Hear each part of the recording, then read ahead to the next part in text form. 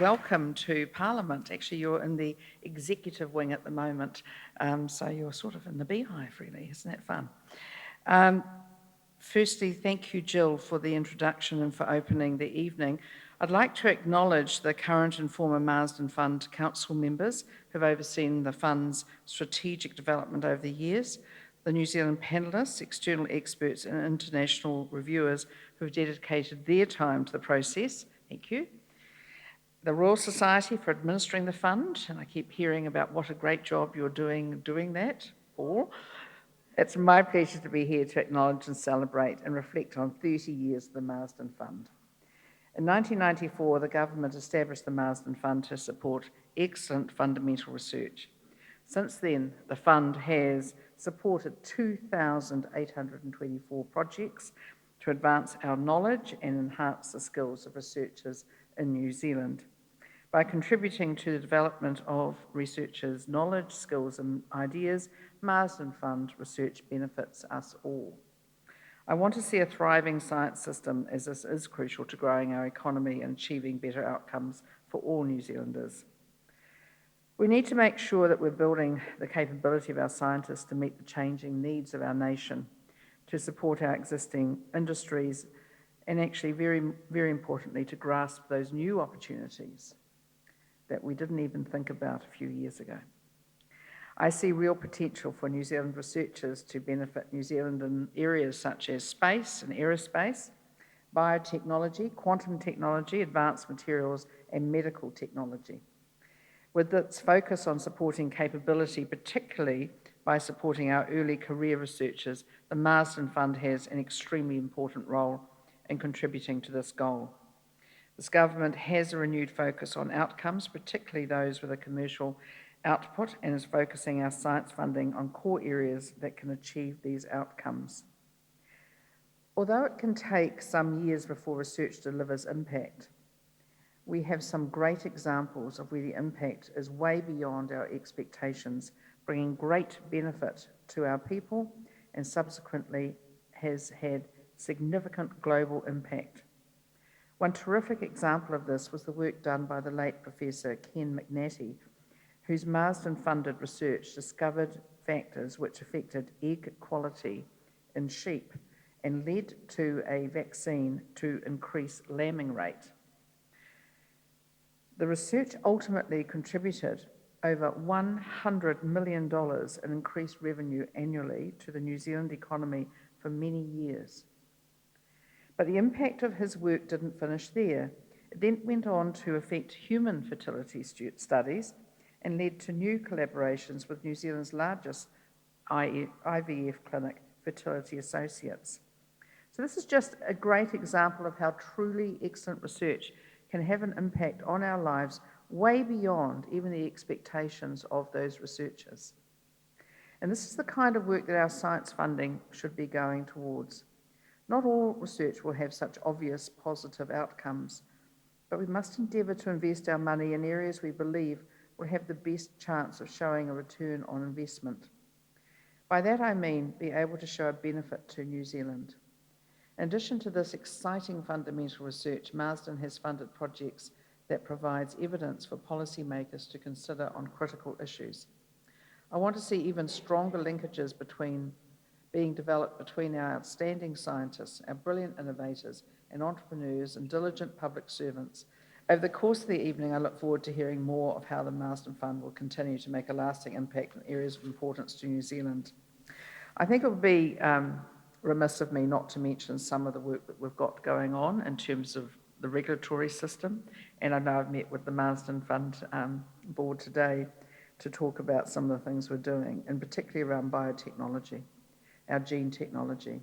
It is something that I feel as a country we have slipped so far behind. We have so much great work in our labs and we need to get them out.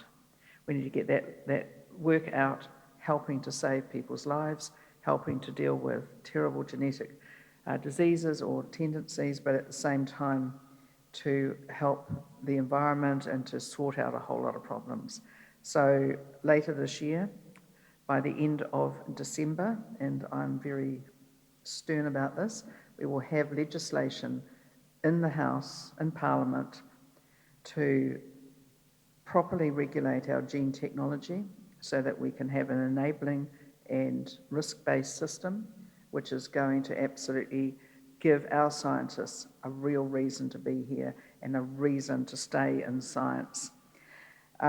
We are really committed to making sure that this works. We're really committed to making sure that science is seen as a major driver of better outcomes for everybody, better outcomes for the economy, better outcomes for health, better outcomes in the social area, and that we actually very much enable it. So wherever possible, we're going to be enabling it.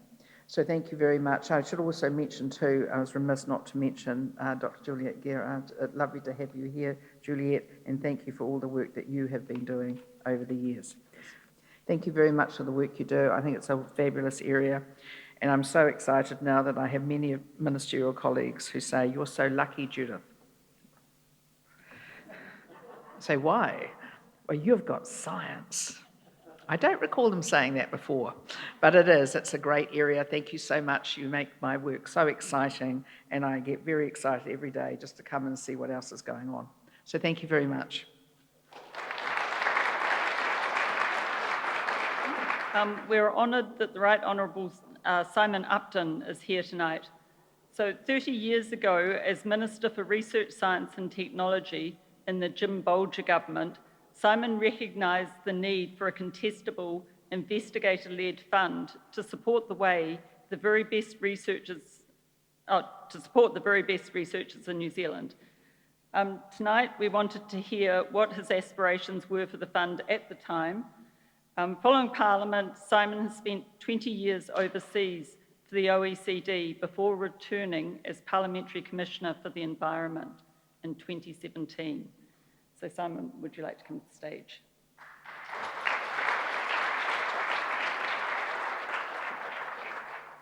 I was very keen to come tonight. I wouldn't have missed this for anything. Marsden was probably the best thing that emerged from the convulsion that swept through New Zealand society in the 1980s and on into the 90s, and it swept through the science system. They were very hard times. I was just going back on this. In the 1980s, real expenditure on public science fell 27% in real terms. So the 1990s were a time of rebuilding. And when you look at the numbers today, they just seem trivial. In its first year, the Marsden Fund was allocated $5.6 million in the 1995-96 budget, rising to $22.1 million in 1997-98. I can tell you, it wasn't a battle to get that money because I had done my homework and I had it in a party manifesto that we were going to do this stuff. But even so, if you're facing the finance minister, it's never easy to turn these things into reality. But we did actually get it launched with some real money. And for your information, in the first year, there were 1,000 applications and 60 got some money. I suspect the ratio has been going south ever since. You might be interested in what was said at the time the fund was launched. This is what I said. The government has established this fund with two prime objectives in mind: to enhance the underpinning of our scientific knowledge base and to broaden and deepen our research skill base, said Mr. Upton. For the first time, government funding has been made available for research, not on the basis that the research will be useful, though it may be, or that it will solve an urgent problem, although it could do, but on the basis of its ingenuity and the likelihood of generating some first-class science. That's what I said in all my naivety in my 30s as the person who launched it. And it remains the best thing I've ever done in public life and been associated with. So I'm here as an enthusiast. And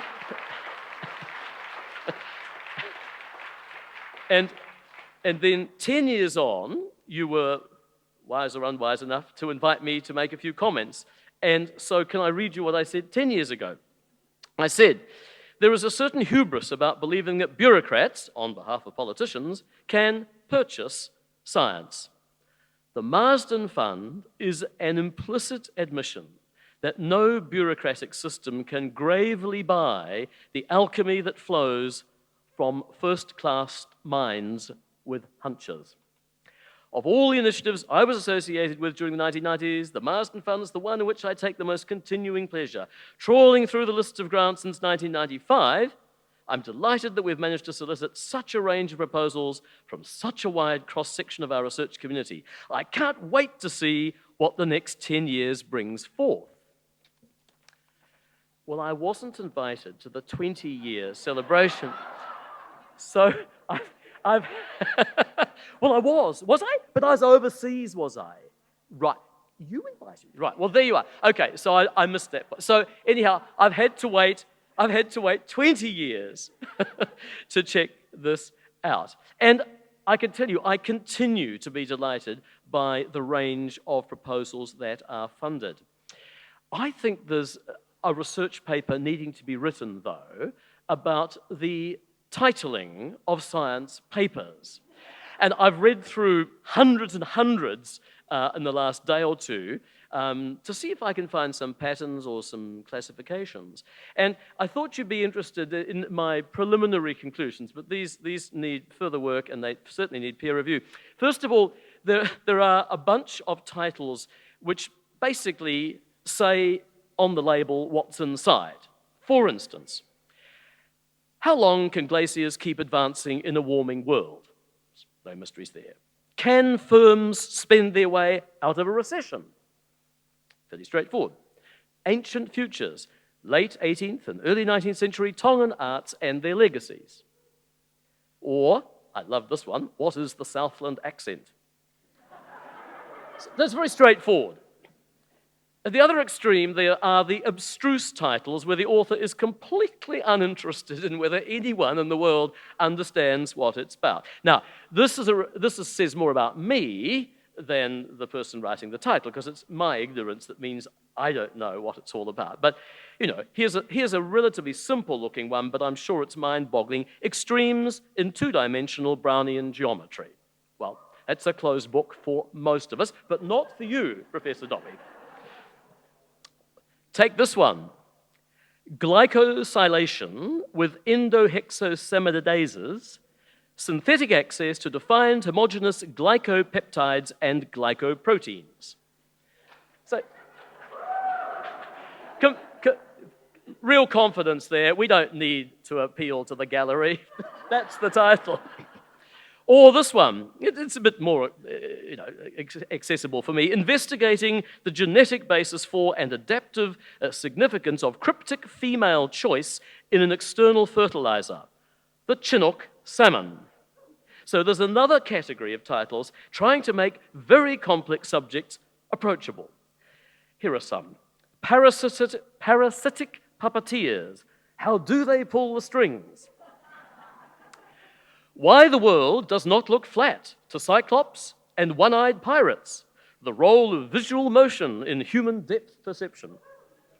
Or searching for needles in proteomic haystacks, an innovative approach for quantifying predictive biomarkers in cancer therapy. Or blooming buddies, explaining the coexistence of toxic and non-toxic strains in algal blooms. And then I discovered, and this truly is a discovery, there is a subcategory of titles to do with males. And then, and this is really what Marsden for me is about, topics which just don't require immediate justification. The music of the stars, internal structure revealed through the surface vibrations of stars. Myth, cult, and the cosmos, astronomy in ancient Greek religion. And I couldn't resist putting this in because the humanities invaded along the way, and it's much more my side of the street. Beethoven's middle period string quartets in context, ideology, performance, and reception. Look, I make no apology for any title that's in there. The competition to get this money has been so intense. This is all first-class stuff. And for me, it was and remains all about keeping first-class minds in New Zealand. Now, I know immediately, good people come and go. We can't lock people up here. And I know we're living in a global connected research community. But the fact is that the richness and diversity of our research community relies on resident people who can make the place worth being in and working in because of that intellectual richness and curiosity they bring. That is what this is about. This is an allegedly rich first world country. This is the stuff you do. And the Crown is the only entity that can do this in the way that Marsden is doing it, and I'm passionately a believer in it. Can I finish just by saying how lucky we were at the outset to have Sir Ian Axford as the chair. Ian, as you all know, I suspect, was a director at Max Planck, the Max Planck Institute for Solar System Research, and had an enormously distinguished career, which had nothing to do with what New Zealand was trying to offer to the world. His career culminated in some very big international space missions, including Giotto, which rendezvoused with Halley's Comet in 1986. And I was just so pleased that someone like Ian Axford was available and living here so that he could, at the beginning, make this fund into what it's become. And I'd just like to say thank you very much. I find this one of the most exciting bits of New Zealand today. Thank you all so much.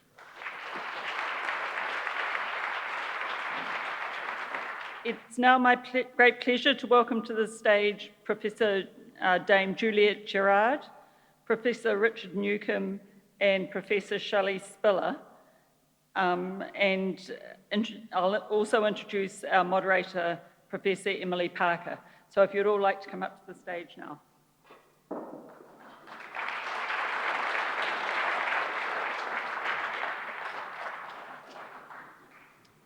So Emily is the moderator of the panel. She's a professor at Victoria University of Wellington, where she leads synthetic and chemical biology research group at the Ferrier Institute. She's the deputy director for the Maurice Wilkins Centre for Molecular Biodiscovery, which develops cutting-edge drugs and vaccines, tools for early diagnosis and prevention, and new models of disease. Emily's a fellow of the Royal Society Te Aparangi and has been the recipient of a Marsden Fund. And she's also served on assessment panels for the fund. So Emily, I'll now hand over to you. Tēnā koe, Jill. I think I'm all mic'd up. My first job is to introduce our panellists, but I'm just trying to imagine what peak will be named after Juliet.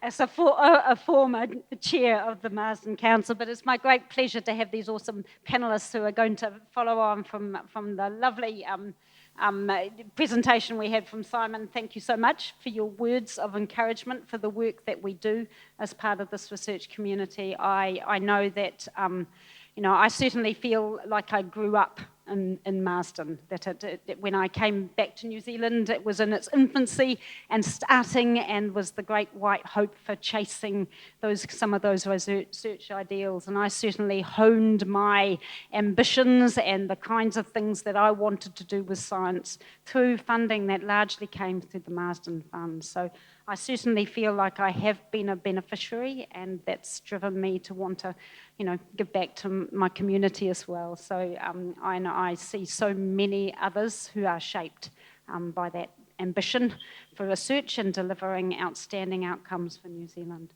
So introduce Juliet, who probably needs no introduction to many of you. Professor Dame Juliet was until recently, of course, our Prime Minister's Chief Science Advisor. She held that post for 6 years. She is a fellow, of course, of the Royal Society Te Aparangi and a professor at the University of Auckland, where her specialist research is in the field of protein biochemistry. Her work has spanned many areas, including applied and fundamental science across many disciplines in chemistry, health, agricultural and food science. And as I've mentioned, she is a past chair of a Marsden Council and a former valuable colleague of mine at the University of Canterbury. So we're grateful to have your insights, looking back on 30 years and looking forward on many more.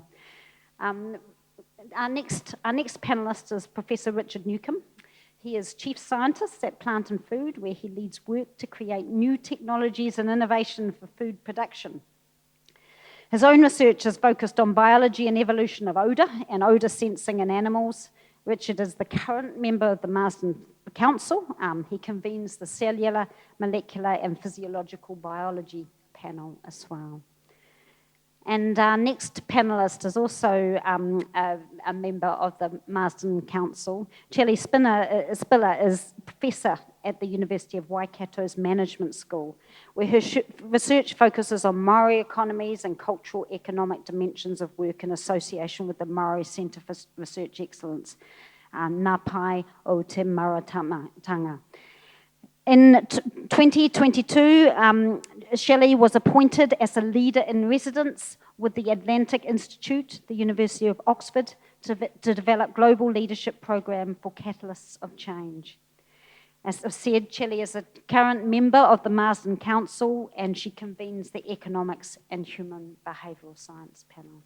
So, as you all agree, we've got some very eminent people to discuss around the past of the Marsden panel and its future.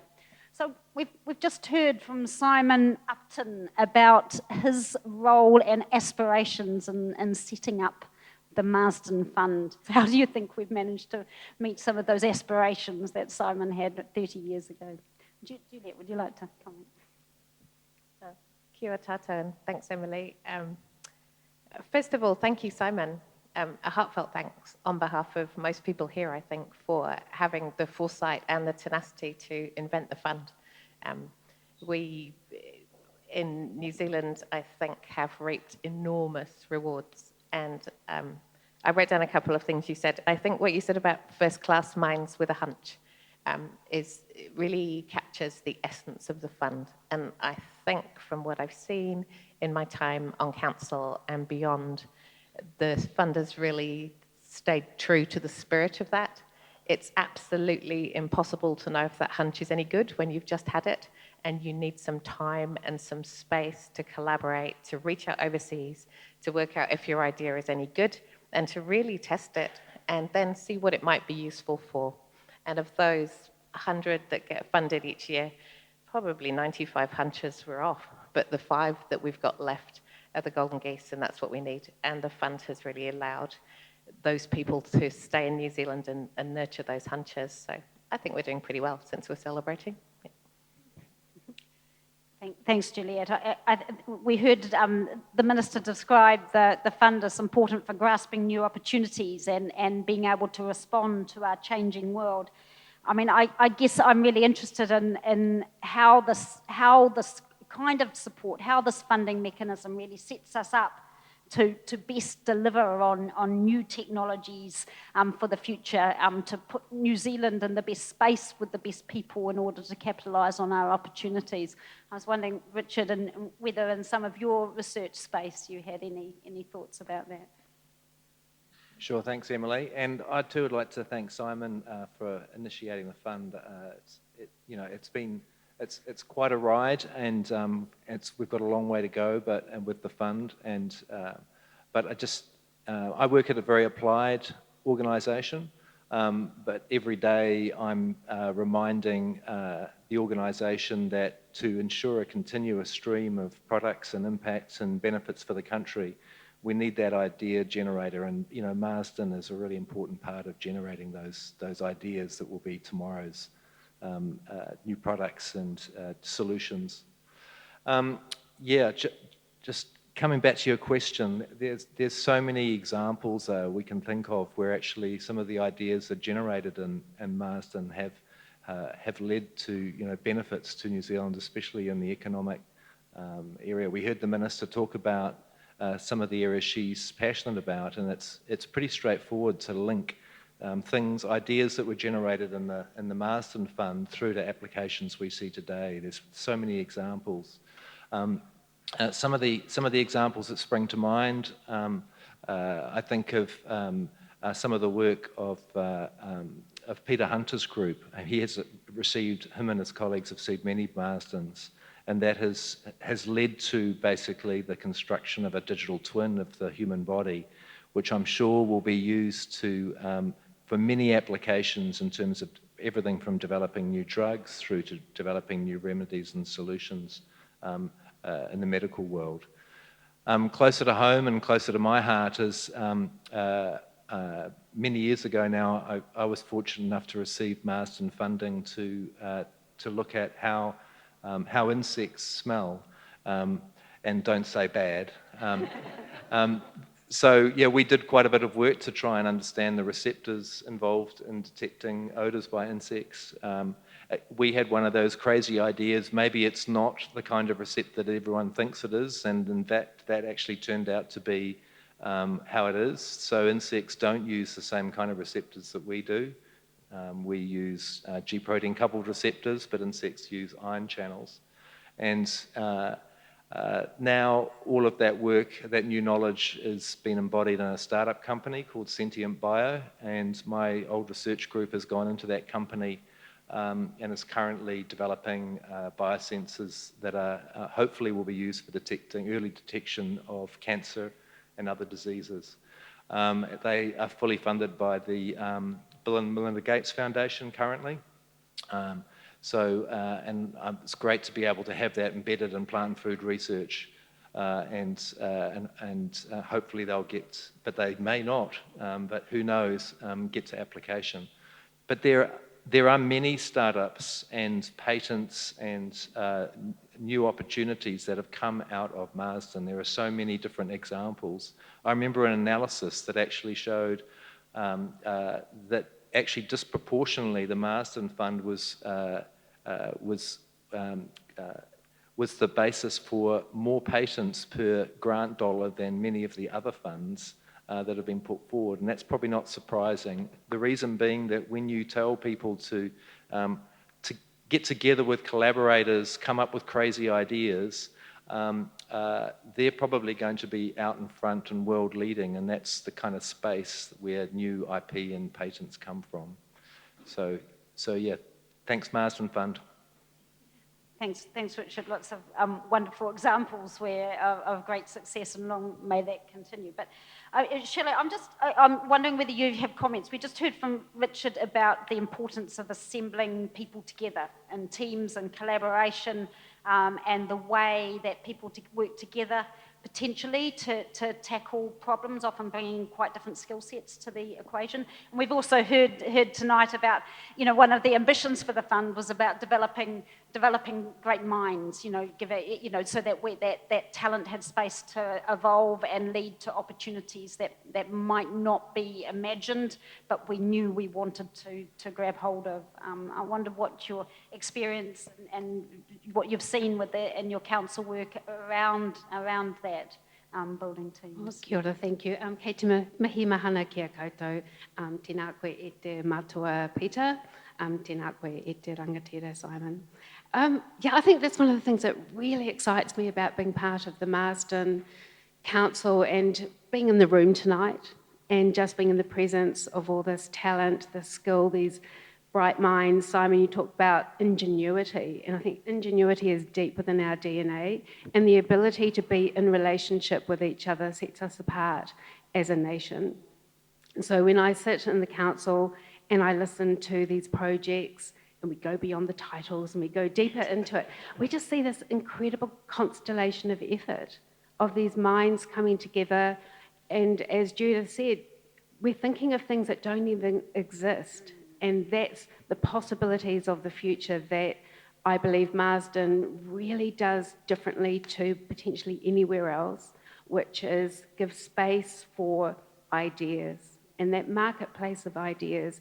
And when we have different scientists coming together with community and being able to explore pressing issues, solve problems. And what I've seen across most of the projects is people are propelled by wanting to make a difference, to make this world a better place. And I think that is what holds it all together, that the ideas are in service of a better world. Thanks, Chellie. I think that's some really important insights into how, people approach their science and their applications and the research that they want to pursue. I'm looking for examples here. Like we often we think of Marsden as wanting to exemplify kind of the best and boldest ideas. And we've heard some lovely examples, a range of them. The Minister recounted some of them, and from Richard here just now. But I mean, I'm interested in whether you've got any specific examples from the panel of what they think is best and boldest and has led to either expected or unexpected outcomes, but characterises what the Marsden Fund is about and what it can achieve, you know. We were warned we might be able to choose a favourite, which was very difficult, so I put some thought into this one. I've just dug through my notes to see what the title is. So it's Exploring the Temperature Dependence of Earth's Biosphere Over Time and Space. What do you reckon, Simon? Is that okay? But the reason I like this one is partly because it started with enzymes which are close to my academic heart, but also I think it exemplifies the Marsden story really well. So Emily and I both know the PI Vikakis very well, and for a long time he was a guy with a hunch. And I think it was quite an irritating hunch for him at the time, because he had this idea that enzymes were catalysts and they behaved in a really weird way with temperature, but was slightly concerned that A, he might be wrong, and B, nobody cared. So he spent a lot of time testing this idea over many beers in many bars, and the only show in town that was going to enable him to test this idea was Marsden. And he was lucky enough to get one of the Marsden Council grants, which took it from a funny little idea which would never have gone anywhere to an interdisciplinary piece that had worked out that if he was right, it had huge consequences, not just for his sleep at night, but for the planet, because enzymes are involved in all the cells, in all our bodies, all the microbial communities, and it was intimately relevant to global warming and the carbon cycle. And then he went one step further and asked the question we all have to ask, which is, well, why would I do that in New Zealand? Why me? Why here? Why now?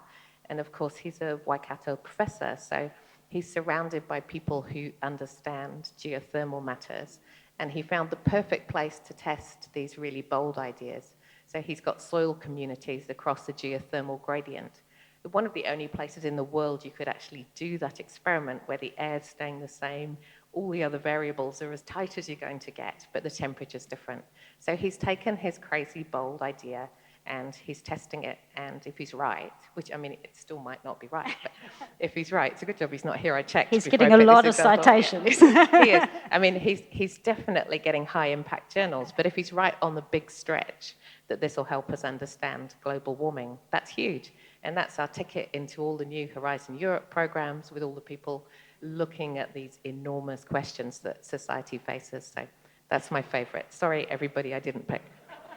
I think that's a lovely example of what can seem quite a small and trivial question is actually a very fundamental question that if we get some insight into that can have all sorts of applications on the how many and impacts, you know, in many different spheres as well.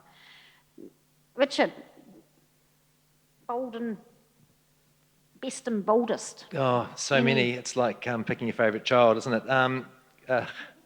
I've got so many examples down here. I mean, people probably just remembering back probably don't remember that actually some of the people now we associate with some of the most innovative things that have gone on in New Zealand, like the sort of nascent superconductor industry was actually started through Marsden's to people like Jeff Talon and Bob Buckley. So long ago, yet they're now just part of our landscape, sort of commercial landscape, and taken for granted.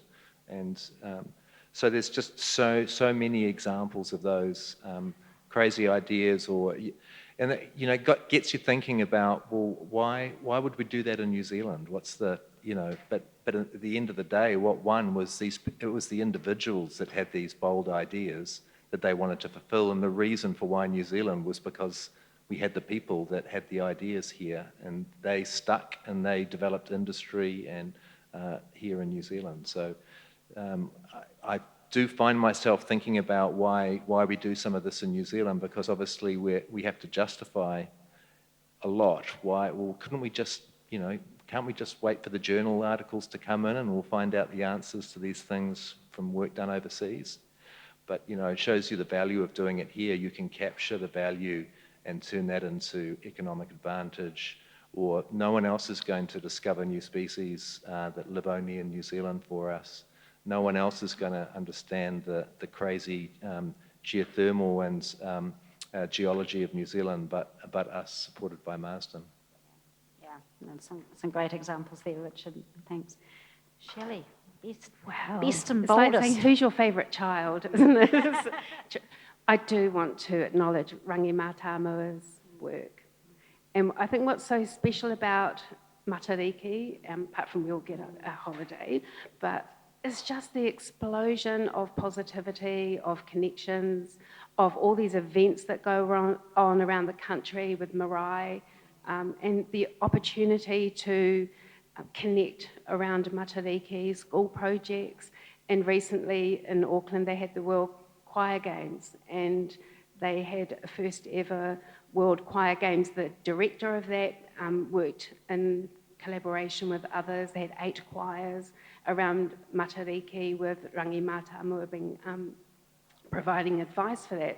So I think the multiplier effect of some of these grants defy measurement. They're the social capital, the cultural capital of these projects. So that's an amazing, wonderful, distinctive piece of research that uniquely speaks to who we are as a nation. And I know I just had some friends coming over from Harvard who'd heard all about it, and were signing up for as many events as they could and getting up before sunrise. And I also want to acknowledge Te Rā Sale, the Māori Sale, and then the work that's been done there, and also the interest that has generated in terms of people's interest in voyaging. I saw Haki out there earlier, and the weaving community as well, and working with academics. So I think these relationships, these coming together of minds and talent and skills, is really quite special and wonderful and unique. And of course, it had an exhibition at the Auckland War Memorial Museum, also in Christchurch. So there's a lot that comes out of these research projects. A lot of different interactions with our communities as well, which are important. You've kind of, you've read the cheat sheet and you've tried to address my next question. But my next question was, is there research that is particularly important for us to pursue in Aotearoa New Zealand? We need experts across all disciplines to connect internationally, but there are some things that only we can do, and those examples have come up. And I think the thing that brought it home to me the strongest was when I was involved in advising after the tragic eruption of Whakaari White Island.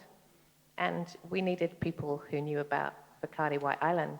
We didn't need an off-the-shelf generic volcanologist. And that was a real moment for me to think, yeah, there are things that we have a duty to do, really. So that balance of going across all disciplines, but doing the things that there's no space for anyone else to do, I think are important.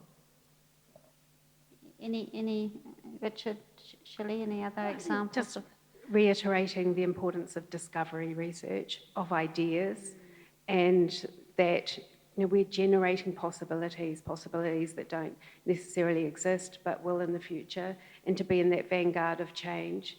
So I feel creating that space, supporting it, and being the wayfinders of the unknown, not just the known. So being really willing and curious and letting these minds loose on things that matter to them. And I think that is really important in this landscape. So not shoehorning people into preconceived programs necessarily, and also that science, social science go hand in hand. We can have amazing breakthroughs, but also it's important that society is up for adopting it.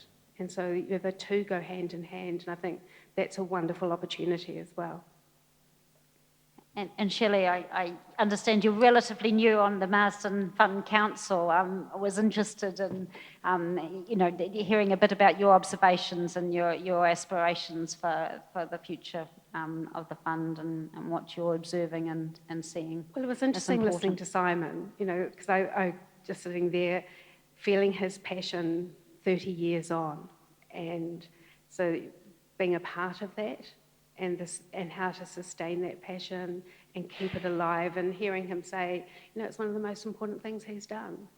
And so I think it's something that we can be really proud of. My experience on the Marsden has been, does someone use the word sizzle? So it's fascinating listening to people in very different disciplines to myself. Even in the EHB panel, it's made up of multiple disciplines, so I'm always learning as well, and there's a great deal of respect and collegiality as we work our way through these amazing proposals and possibilities.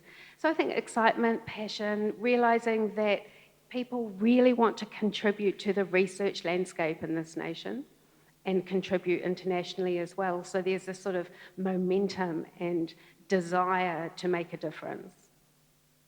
Yeah, thanks, Chellie. I think I'm going to start to wind things up because I know this panel is standing between you and more chance to interact and share some of your, what the Marsden Fund has meant over 30 years and your aspirations for its future as well. In closing then, what ambitions do you have going forward for the Marsden Fund? How would you see when we're here in 40 years' time, as we've been challenged to do so, what will we be saying about the Marsden Fund? What we will look back, and how do we continue to shape this in a way that has significant impact for New Zealand? Yeah. I hope that, we heard the Minister this evening talk about areas of importance for her in terms of AI, quantum computing, biotech. I hope that the next minister, the things they call out as being important are already were things that were developed in Marsden Fund of today. So that would be my hope, that those things were generated here in New Zealand, and we can take full advantage of them for creating the society we want, health, whatever application we want, but that those things were actually, I'm hoping that they're in the projects that we're funding currently. The next set of things are going to be the cool things. I really hope that Marsden clings to the belief which it was started with, which is we are not going to be able to guess which of the proposals that are funded are going to make the difference. But we are going to be able to put in processes and make sure we get the right referees so that for each portfolio of funded grants, we're going to get some winners. To try and guess who the winners are going to be, we've got 30 years of data to show that's foolish. But if we can really forge ahead and keep that portfolio and keep the spirit alive, I think we'll be in good shape in another 10 years. Well, I might not be in good shape, but the fund will be. Yeah, exactly. Those of us who have grown up with the Marsden Fund might be feeling it a little bit more in 10 years' time. But I just want to thank you all for your contributions, positive comments, and certainly we had Simon Upton, some enthusiasm for the fund to leverage off, and thank you so much for your contribution to this panel, and I will call it to a day and hand back over to Jill.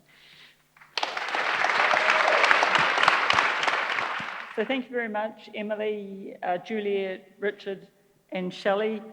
Finally, I'd like to acknowledge the many people without whom the fund would not exist at all.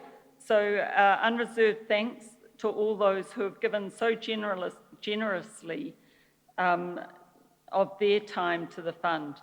And there are many of you here tonight. Those that have served on the council as conveners, panellists, reviewers and international reviewers, thank you. To the Ministry of Business, Innovation and Employment and the funding officers and support teams within universities and CRIs, thank you. And to the staff of the Royal Society Te Aparangi, who administer the fund day to day and indeed year to year. My list of thanks would not be complete without particular mention of Rachel Averill.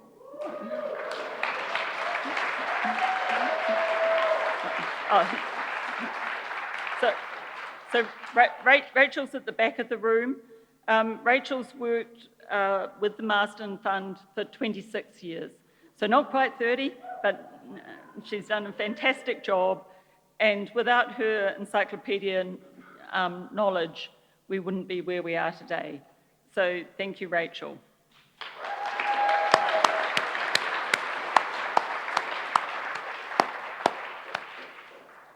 And again, thank you all for coming this evening. I think I'm going to call upon Mark to round off the evening. Kia ora, Jill. I won't stop and get in your way. Just a great thank you. It's been a wonderful evening with you all tonight to celebrate the fund. And I just want to close this formal part and allow you to meet the canapes and the kai once again. So with that, Mauri oho, mauri tu, mauri ora kia tātou. Haumie, huie,